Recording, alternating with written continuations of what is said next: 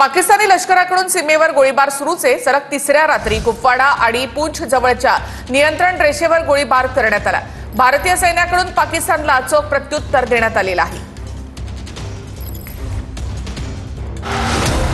पाकच्या कुरापती एलओसीवर गोळीबाराच्या घटना 1 एप्रिल कृष्णा घाटी सेक्टरमध्ये सुरुंगस्फोट गोळीबार घुसखोरीसाठी पाकिस्तानी सैन्याकडून मदत 22-23 एप्रिल पाकिस्तानकडून नियंत्रण रेषेवर तट्टापाणी सेक्टर पूंछमध्ये गोळीबार कोणतीही जीवितहानी नाही। 24-25 एप्रिल कुपवाडातील लिपा सेक्टरमध्ये पाकिस्तानी सैन्याकडून गोळीबार 25 आणि 26 एप्रिल पाकिस्तानी सैन्याकडून एलओसीवरील विविध 34 क्षेत्रांवर गोळीबार 26 आणि 27 एप्रिल उत्तर काश्मीरमधील कुपवाडात लिपा सेक्टरमध्ये गोळीबार कोणतीही जीवितहानी नाही।